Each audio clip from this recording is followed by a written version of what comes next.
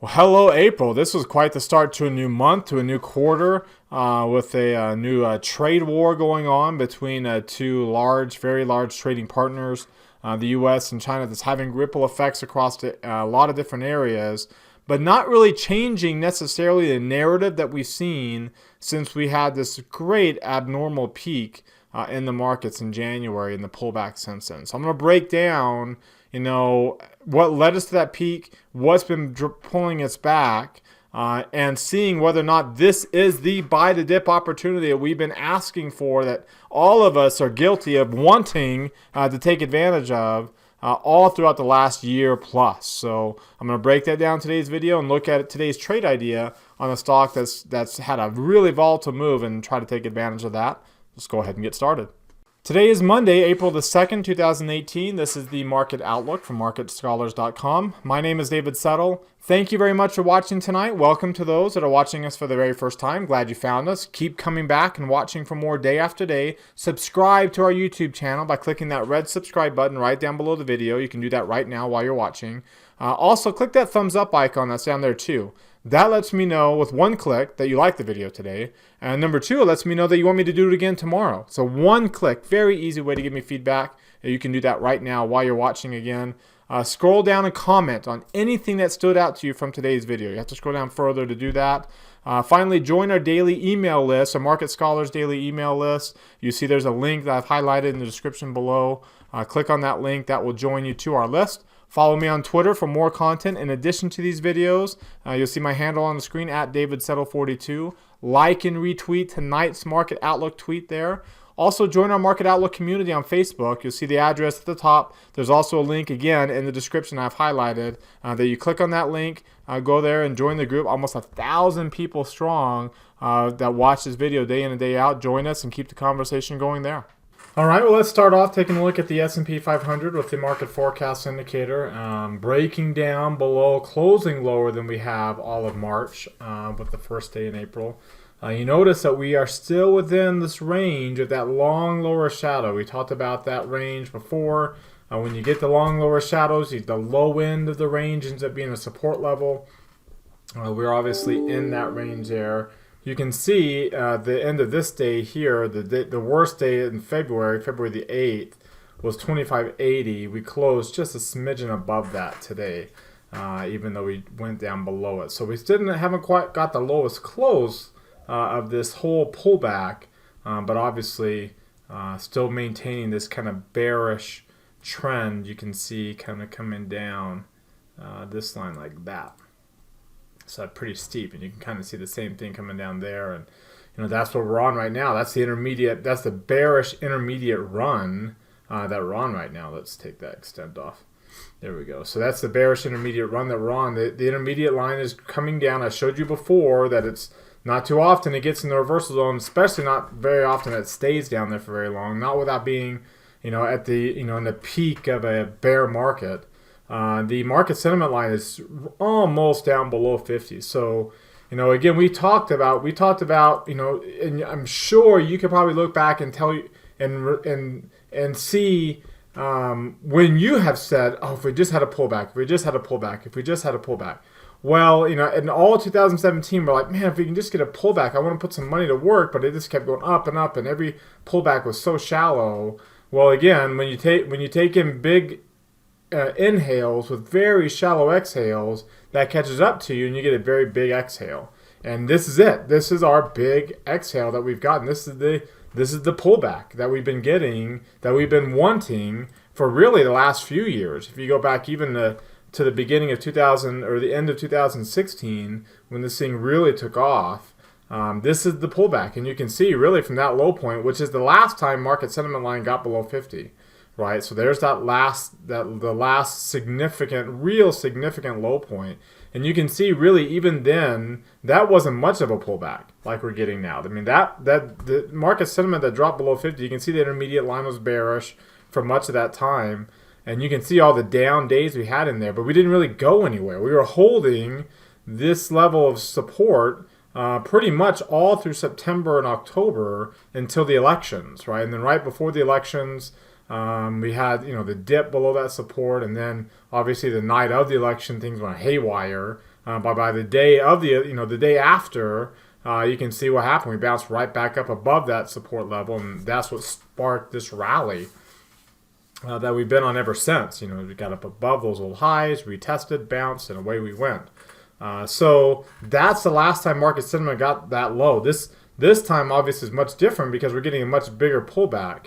You can see that this pullback, as of right now, is still sitting at the 38% Fibonacci retracement. Like I mentioned before, I think I mentioned before to you on the tweet that I tweeted out back here. That's interesting. There's a big article. Almost 40% of the market value created during the Trump rally is gone.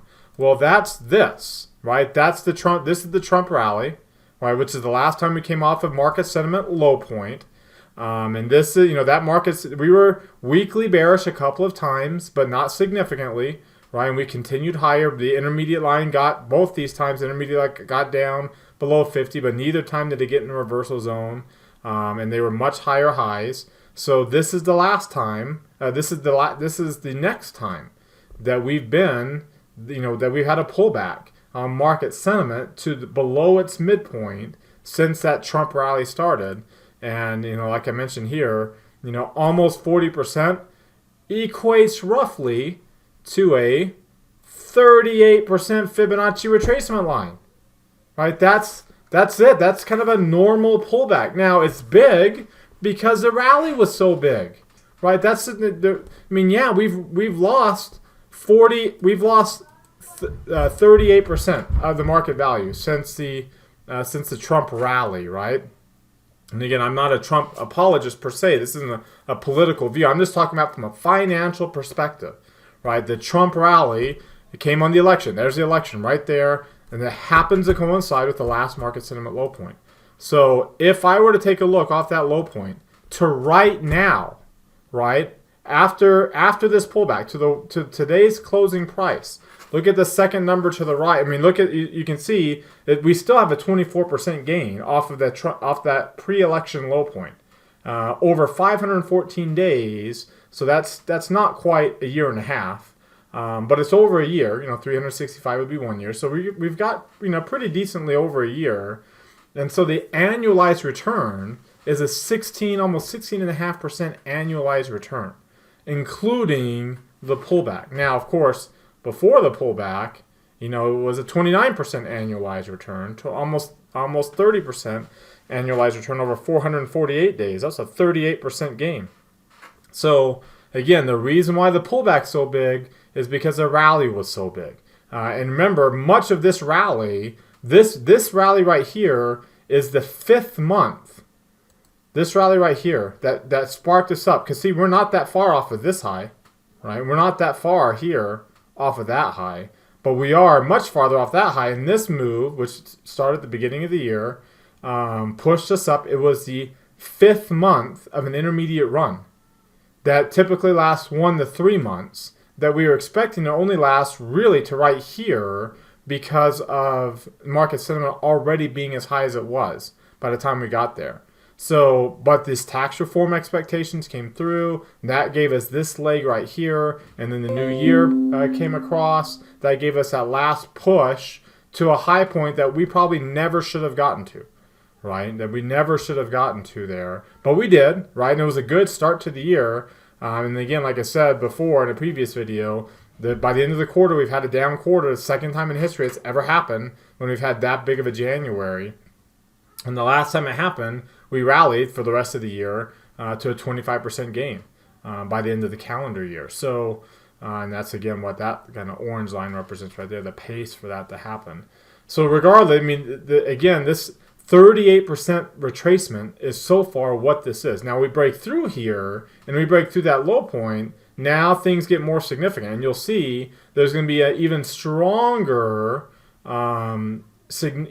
area of support just below 2,500 there, about 2,480 in that range. So around 2,500, you see there's another Fibonacci support line here, again based on this intermediate run, this really long extended run, that right now we're sitting at the 62% Fibonacci retracement. So you can see we're in this area where there's multiple levels of retracement. You break down to that, the next level of multiple layers of Fibonacci retracement is going to be around 2,500 plus or minus, a few points here and there. And of course, the last one will be right here, around 2,400 plus or minus a few points. So we're at 2,600 minus a few points, right? There's neither one of those lines are above the 2,600 mark. So that's where we're at. And again, considering the past, what we've seen this intermediate line do in the past, when it doesn't stay down this far, this long, we look at this for an opportunity, right? This near-term rally or this near-term drop hasn't bounced yet. So the near-term line has been below 50 for now 1, 2, 3, 4, 5, 6, 7, 8, 9, 10, 11, 12, 13 days. The near-term line, which usually only stays down there, 1 to 3 days in a bull market, and roughly not 7 to 12, but more like 5 to 10 in bearish runs. We are now 13 days of that near-term line being below there, and you can see the possibility of divergence here with slightly lower lows, especially on an intraday basis, much lower lows, combined with the higher lows on the near-term line itself. So divergence possibility setting up, and after coming close to a cluster here on this day, last Wednesday there. But the positive in this is that market sentiment line getting below 50, because when the market sentiment line gets below 50, and you can see it doesn't get down there very often, but when it does, it forms the good low points that we rally off of. The last real significant low point, the one that got closest to 20, this one got about to 20, just under 26, was early 2016. That was below, we got well below the 200-day moving average there. You can see some of these other times in late 2016, we were just a smidgen below the 200-day moving average. And you can also see some of these other times here. In fact, we can take a look really quickly. Here's and let's go back to a 10-year and go to a weekly chart. So early 2016, right, was the last significant big drop where you can see where we were compared to the 200-day moving average. We were below it. We had been below it once, got up above it, got another death cross there, and we were trading well below it. Late 2016, we had come down and touched it. MACD was strongly up above zero, very similar to where we're at right now. You take a look at some of these other market sentiment, low points here. That's the last time we were, before that we were below the 200-day moving average significantly. We have to go to a couple of times in 2012, and you go to this chart in 2012, you can see we touched the 200-day moving average, closed a little bit below it both times, and then rallied kind of sharply off of that. And both of these MACDs were above zero when we were touching. And here, both of them actually got below, pretty significantly below zero. We got the death cross. So you can kind of get an idea. 2011, 2010, before that. Well, 2011 was that sharp. That was that really big drop, and you can see how far below the 200-day moving average we were after grinding our way towards it. And then 2010, we came down and traded around it before QE2 got launched, and we pushed off of that there. We're not going to get a QE here. And there's still possibility of fiscal talk going forward. But, again, the economy is doing better now from an economic growth standpoint, corporate earnings, all that jazz, from an economic surprise index than it ever was doing back here when we were so negative on that index and we needed QE to get ourselves out of it. Take a quick look at some of these other indexes. You can see the Dow Jones intermediate line is actually rising, got back up above 20 after being below it because of today's jump off the low point. Its market sentiment also below zero. In near-term line trying to set up for a bounce there. The NASDAQ Composite, which has been one of the biggest losers, this big tech sector, which has been the big winner, pulling back the most. You can see its intermediate line just barely getting towards the reversal zone. And you can see the kind of pullback, very similar picture, same near-term divergence setting up there as well. And then finally the small cap index, the Russell 2000, bring that up here, and you can see very similar picture developing there. Its near-term line's already bounced up a little bit more, but bigger divergence setup possibility on that. and market sentiment, just like on QQQ or on the composite, not quite below 50 yet. Not as bearish in the long term as some of these others, but you can still see, the pullback and where, in this case, the Russell finding some support in this 1500 area where we've touched a couple of times in February, and even before that in October and early November and December, where we traded around it and broke and tested and broke up above and retested and bounced off of it again. Really quickly, I wanted to remind you that if you're watching this video here in the blog, in the Market Scholars blog, remember you can discuss tonight's video in the Market Outlook forum on our website. Just click that link that will take you there. To be able to actually post in there, if you're not a subscriber already, you need to subscribe. You can go do that up here to the top right where it says subscribe. But ask any questions, comment on other people's questions or topics in the forums there. That link will take you there. Also remember too to like the tweet, Market Outlook tweet, tonight's Market Outlook tweet and Facebook post. One click, with that like button right there, just click on that. The thumbs up button down here, that will let me know with those clicks that you want me to keep doing these videos. One click way to let me, to tell me you like the video. And then, of course, here, if you want to join that daily email newsletter I told you about earlier, here's where you can do that really easily. Just type first name, last name, your email address, and click that button there, and you'll join our list where we'll send out, the overbought and oversold clusters in addition to kind of a timestamp summary, hyperlinked timestamp summary of what we go over in these videos day in and day out. So right now with the long-term view, you can see we're trading around that 200-day moving average. Last time we were below it, we bounced off of it. We're only a day into this week's trading, so we'll see what happens the rest of this week here. And you can see how we're still within the range of that long lower shadow, and that MACD and stochastics are getting closer to the 50 and 200-day moving averages are getting closer to each other with this MACD dropping towards zero. But even here at 68, at 68, that's higher than it got, or it's about as high as it got over here at its peak. So that's how far away the blue line is from the red line on an absolute basis, mind you, not on a relative basis. Because again, these are absolute point values that take a look at this gap. But that gap, the size gets different because the scale of the chart, the values get bigger when you're looking at these long-term charts like this. Not really that big of a deal on the daily chart, but on a weekly, when you're looking at a long-term, becomes a much bigger deal because of this long, this trend, 2,000 versus 2,800. 100 points on 2,000 is different than 100 points on 2,800 in terms of, and there's your 100 level there. Take a look at the 3 green arrow charts. You can still see we got 3 red arrows. You can see that MACD is slowing. So the MACD is slowing down its drop. The moving average is catching up. That's why the histogram is moving higher. We're well below the 8-day moving average, the 8/17/30. They're all dropping. So we're, that's the bearish sign. A little bit of a long lower shadow here today. The stochastics, as low as it has been, got above its moving average again, mainly because of that low point from today as well as from before. You can see there's past few days we've had some long lower shadows, 4 of the last 5 days. So that's going to bring your stochastics up. Stochastics measures how close to the lows we're closing at over the last 14 days in this case. So and of course you got the possibility of a divergence here with the higher lows and the slightly lower lows, and especially now, or close to slightly lower lows we're getting on the index itself. So something to keep our eyes on with that histogram rising. We're losing that negative momentum, but still pretty bearish when you look at the position of all these lines.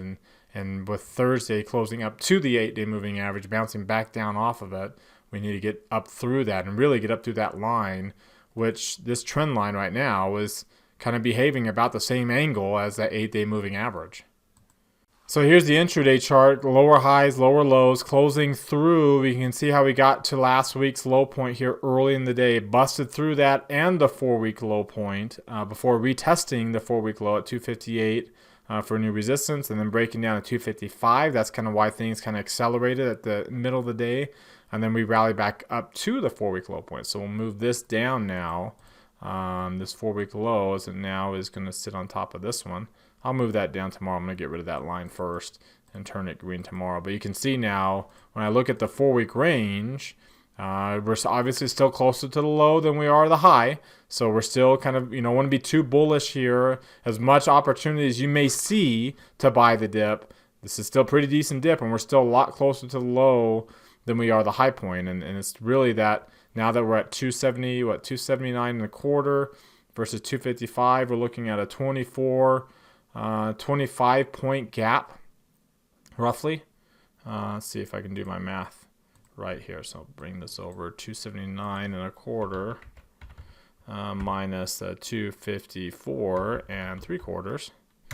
Yeah, about 24.5 point gap. Divide that by 2, add that to 254 and 3/4, and that puts our midpoint right here at 267. So you're not going to be too significantly bullish until you get above that midpoint. And of course, that's going to change as we start to move this high point down. We haven't had to really move a 4-week high down in a long time. We got to this point back here back in January. We got to that point, and then we've had to move it down from that high to there, and now to that one. So that's really the only times we've had to move down a 4-week low, a high point. We had moved up the 4-week low point before moving it back down, and we'll move it back down one more time, but still at least above the lowest that it's been. So we'll see if that, if this wide gap enables us to bounce off of this. And you can see another little trend line that you can draw coming down. Well, that's the same near-term trend line on the S&P 500 that we'd have to break up above before, and the 8-day moving average is going to be around it. You have to break above that before you're any kind of bullish at all. The range for today is another big spike in range. You can see 8.5 points with the volume, but you can see the volume is not getting extreme like it did in February. So when you take a look at that, that's kind of interesting to see that.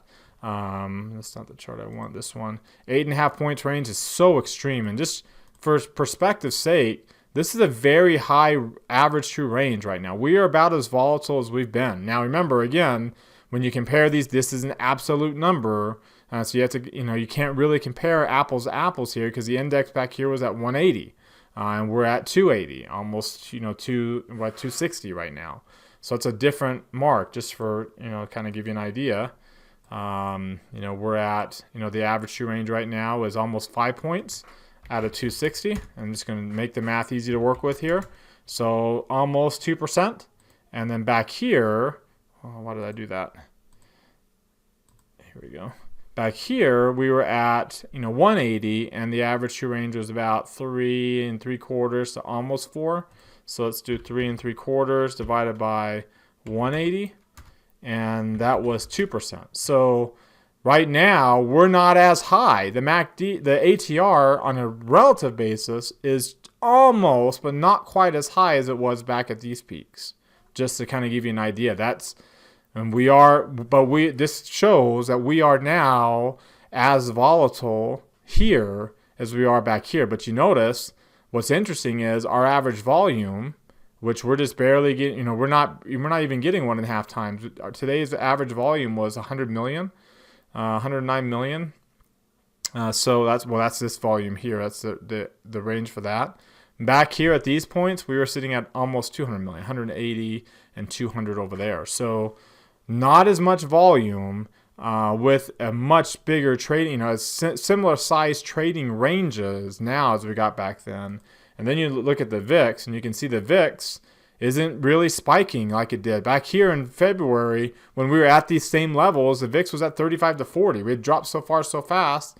Now we're kind of stuck between 20 and 25, and we can't really get above 25 here. We're finding multiple touches of resistance in that area. That's on a absolute basis. You can see on a relative basis, we're at extremes at 105, not nearly as extreme as it got when it was above 130 there in early February. So much different scenario now, not nearly as extreme, not nearly as bearish as we've seen in the past.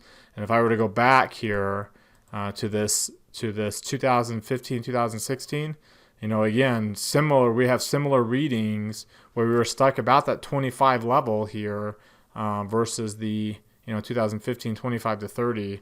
It's kind of about where we're at right now with volatility on an absolute basis again, compared to these other touches here when things were volatile. So the VIX is about as high as it was back then, just like the ATR on a relative basis is about as high as it was back here too. And again, like I said, the market sentiment is about as low. The difference between this one and these two is that we were significantly below the 200-day moving averages here. Here we're touching the 200-day moving average, similar to what we did back in 2016 prior to the election. And you can see volume was about the same on an average basis back then, but the volatility wasn't nearly as bad. Volatility there at 2.13 points. And you take a look at the VIX back in late 2016, we had peaked up at 20 after being so low before immediately coming back down. So this is setting up for a little bit even decent. Not that we'll get 30% run again, but you can kind of see that this is the dip that we've been waiting for. That would give us a much better launching point for a rally that we feel confident in, better than we've ever gotten in the past 15, 16 months or so. Interestingly, the thing that drove price action today is a lot of this trade war chatter with China firing back at the U.S., right? And that put pressure on commodity prices. You can see energy prices dropping sharply. Crude oil down 2.75%. You can see this was a U.S. stock market thing, but the emerging markets were also impacted. So a trade war is not in anybody's best interest. As you can tell, stocks are suffering both in the U.S. and in emerging markets. And you can see developed markets not down nearly as badly. The dollar pretty flat today. Bond prices up pretty flat too, but up just a smidgen. And you can see gold. Gold is your biggest beneficiary in a trade war. Any kind of geopolitical risks that are out there, gold tends to outpace. And you can see here's your high yield corporate bonds, which are very risky. I mean, this isn't your typical your investment grade bonds. These are your high yield. So they tend to be more risky, especially compared to treasuries, and tend to behave more like stocks. And you can see they held up very, very well during this pullback. And again, kind of tells you how technical this pullback was and how oversold it is, because it's not getting the participation in other markets where it should, if there was a broader risk aversion out there beyond just selling overbought U.S. stocks. And again, when I say overbought sectors, you're looking here. Healthcare's down, technology down 7.5% to 8% during the past 2 weeks. But if we were to go back further, all the way back to the peak in January, here's the peak. You can see healthcare as bullish as it was from that peak all the way down. So just make sure I got that peak right, January. Okay, so right there. So there's your 10% pullback. And you can see technology had a nice good bounce there, and that's kind of what held it up. But during this run, of course, energy stocks down 14%. They're the big laggards. You can see real estate and utilities really starting to separate themselves here, pulling back just a little bit this last couple of days after bouncing. There's your healthcare. There's your consumer staples. Materials down. Again, not materials and energy being down here is not typically what you see in a mature bull market. You would expect them to be up here previous to that, right? During this, multi-year run off of that Trump rally. Let's go back to, where we lost 40% of the market value, right? Well, off of that low point right there, all the way up to the high point, you can see, there's energy, materials are up there too. They're not up here, right? Technology is up here. Technology was up 52% during the quote-unquote Trump rally. Big push here at the end. There's your discretionary at 45%. There's your broad market. Healthcare kind of matching. There's all your safe havens, and especially utilities and real estate lagging behind during the run up in yields during that period of time. You can see, That's a significant underperformance. And energy also, was down 5% at one point in time when the broad market was up 20, and it came off of those low points. Really, from energy's low point here to that high, it rallied the most. But still, you can see discretionary technology coming off that low point too pretty sharply. Utilities and real estate and staples really, really lagging because those are those dividends, interest rate sensitive. These two especially, and consumer staples to a degree interest rate sensitive. Well, from that point going forward, again, materials, energy still down. It bounced up a little bit, but it pulled back here during this pullback the most. And then again, off of really, if you go from low to low, right, there's staples and materials and healthcare and discretionary, and look at technology. Holding up a 3%, the market's from low point to low point, riding the hill up and down. The market's almost back to that similar low point from early February. Technology's up. It's actually up because it had bounced up so much. It was up 14% off of that low point. Financials were doing pretty well too. The only real sectors outpaced the broad market during that time. And then, of course, from the peak now to the low point, there's your drop in technology, materials down, healthcare down, and your other areas, markets rotating into these oversold areas. And there's energy even holding up some gain during the second wave of a pullback, only down 3%, a little less than 3%, more than half or less than half of what the broader market has sold off during the same time. All right, so for our trade idea of the day, I want to take a look at a stock in the technology sector. It's been really beaten up, and of course, Oracle coming off of its earnings, really down here in April, down outside of its 2 standard deviation, away from its linear regression trend line over the course of 2 years. And if I go, further out, you can see not quite the same in 5 years. Got some downside potential there. You can see where there's some support around 42.5 to 40. Some support in this 40 area too.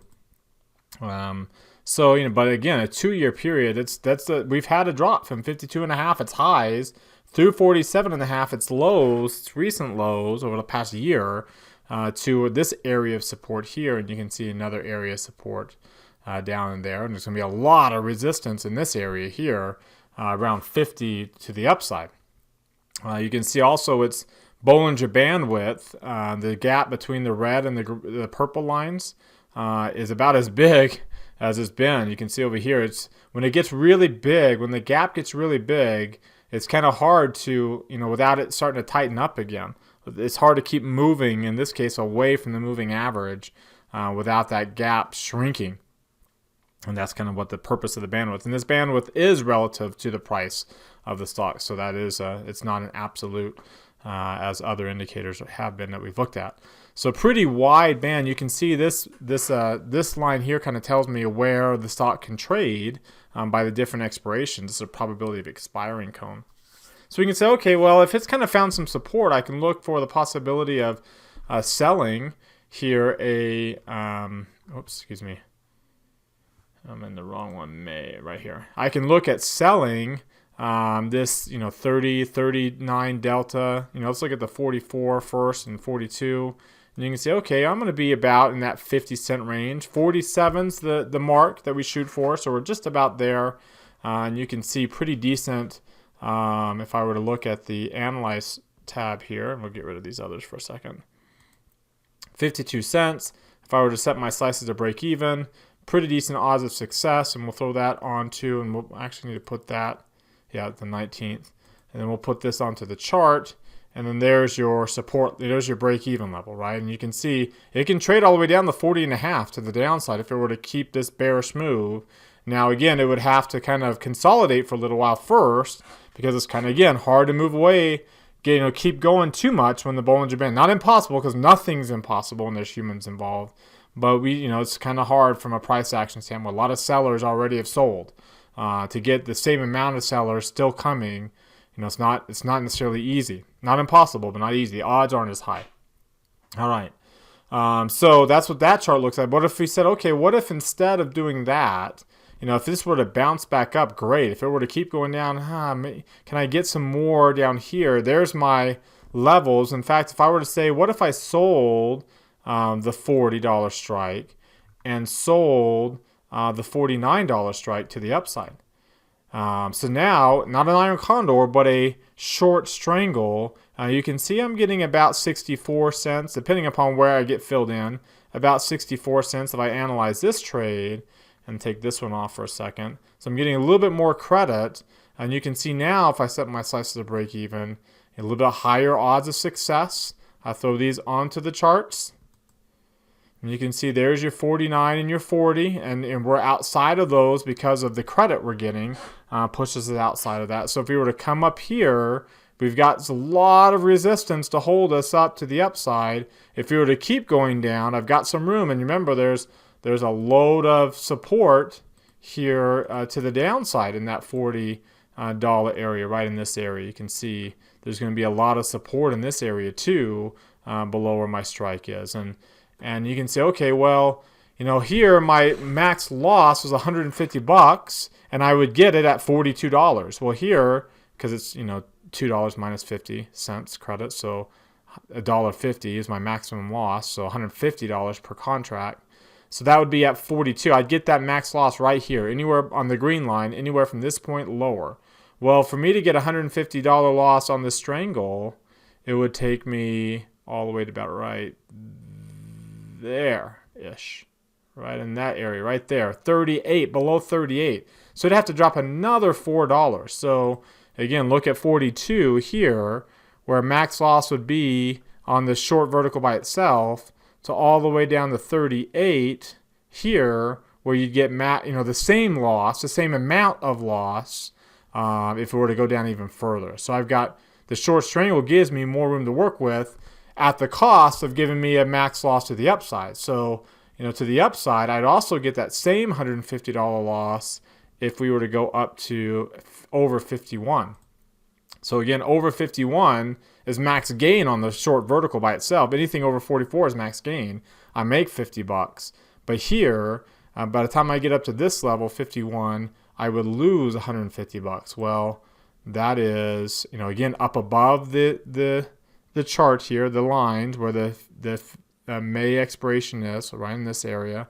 So it'd be all the way up into this spot where it'd have to get the same loss, the max of the $150 loss. So that's my range. These lines represent my break-even levels. That's my range where I kind of need it to stay in to make a little bit more credit, about the same, but a little bit more credit.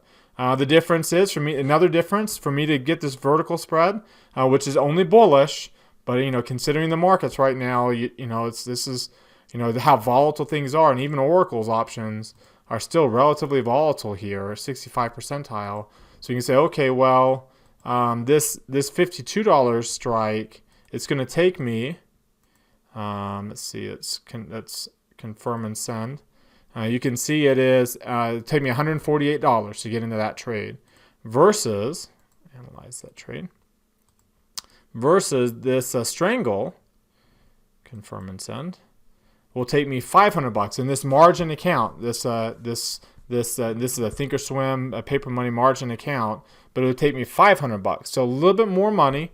So my percentage return isn't going to be as high. My reward to risk ratio, but remember I have higher odds of success on this trade because I have a higher gap here to work with. I have a higher gap here to work with to make money in. If it were to break this support level, which we're at, then you've got this down here, and if it were to bounce off of this, so this kind of says, okay, well, if we were to keep going down for whatever reason and break that support, I can still make the same credit, whereas I would be at max loss. I could still make the same or a little bit more credit if we were to keep going down, but stay up above 40, which is where one standard deviation is right now for that particular strike month. So two different ways to trade. This will in the paper money account that we're using to track these trades. I'm going to put the strangle in, and we'll take a look at that strangle. Again, another benefit of the strangles is it allows me to use more capital. So instead of, I can make with the same amount of money, I can make 3 vertical spreads. and have $150 of credit. That times 3, hypothetically speaking, right? I can do for the same amount of credit, roughly the same amount of of capital required.